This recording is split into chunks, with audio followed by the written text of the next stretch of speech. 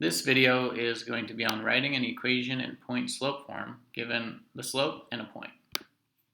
So this student submitted their answer in slope-intercept form. Remember, that's y equals mx plus b, where m is the slope and b is the y-intercept. But we don't want to write this in slope-intercept form. We want to write this in point-slope form. So what we're going to do is we're going to need to write the equation in point-slope form.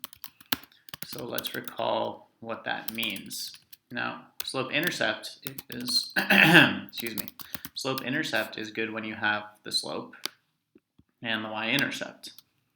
But when you don't have the slope and the y-intercept, when you're given other information, that's not the best form to use. So this is the slope, and then this is the y-intercept.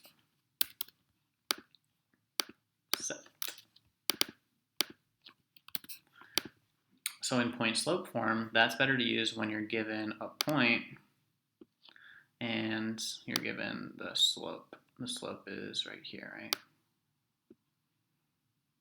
-4/3. So given point and slope, we want to write it in point-slope form. Now the equation for point-slope form is y minus y sub 1, the 1 would go down here, equals m times x minus x sub 1.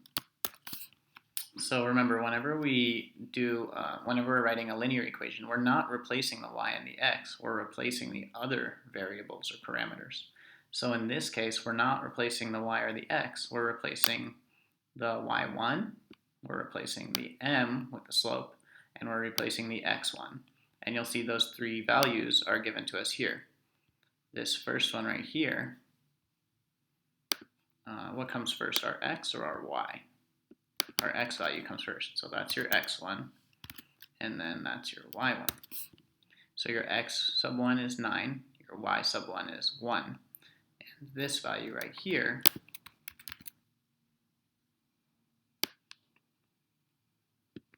would be your m, or your slope.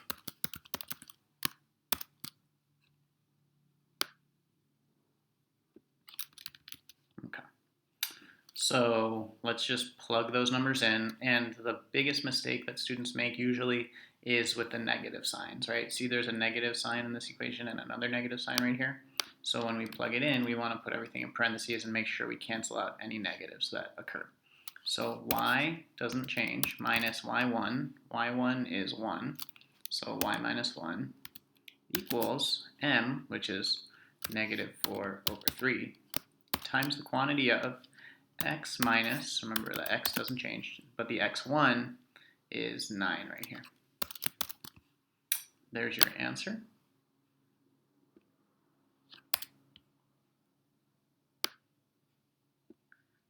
Right here, that's your answer. And if you write it over here, you can see that right there. Y minus 1 equals -4/3, or 4 divided by 3 times the quantity of x minus 9.